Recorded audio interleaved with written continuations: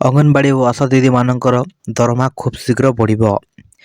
ଏହାଦ୍ୱାରା ରାଜ୍ୟର ଲକ୍ଷାଧିକ କର୍ମଚାରୀ ଉପକୃତ ହେବେ। ରାଜ୍ୟ ସରକାର ଏ ଦିଗରେ କାମ କରୁଛନ୍ତି। ନବରଙ୍ଗପୁର ଜିଲ୍ଲା ଗସ୍ତରେ 5T ଓ ଆମ ଓଡ଼ିଶା ନବୀନ ସରକାର ଅଧ୍ୟକ୍ଷ କାର୍ତ୍ତିକ ଭିକେ ପାଣ୍ଡିଆନ ମଙ୍ଗଳବାର ଏହି ଘୋଷଣା କରିଛନ୍ତି। ରାୟଗଡ଼ ମିନି ଷ୍ଟାଡିୟମରେ ଆୟୋଜିତ ଧନ୍ୟବାଦ ଆମ ଓଡ଼ିଶା ନବୀନ ଓଡ଼ିଶା କାର୍ଯ୍ୟକ୍ରମରେ 5T ଅଧ୍ୟକ୍ଷ ଶ୍ରୀ ପାଣ୍ଡିଆନ କହିଛନ୍ତି, ଆଗକୁ ଆଶା ଦିଦି ଓ ଅଙ୍ଗନବାଡ଼ି କର୍ମୀଙ୍କ ଦରମା ବଢ଼ିବ।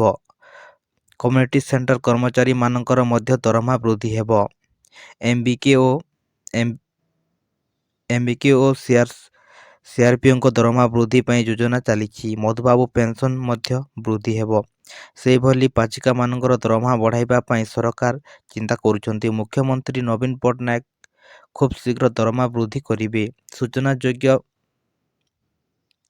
ନବରଙ୍ଗପୁର ଜିଲ୍ଲା ଉମରକୋଟ ବିଧାନସଭା ନିର୍ବାଚନ ମଣ୍ଡଳୀ ପାଇଁ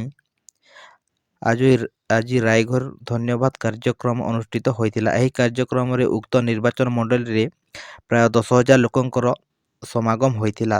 ଶ୍ରୀ ଭିକେ ପାଣ୍ଡିଆନଙ୍କ ଗୁରୁତ୍ୱପୂର୍ଣ୍ଣ ଘୋଷଣାରେ ପରେ ଅଙ୍ଗନବାଡ଼ି ଓ ପାଚିକାମାନେ ଉତ୍ସାହିତ ଦେଖାଯାଉଛନ୍ତି ବୋଲି ସୂଚନା ମିଳିଛି।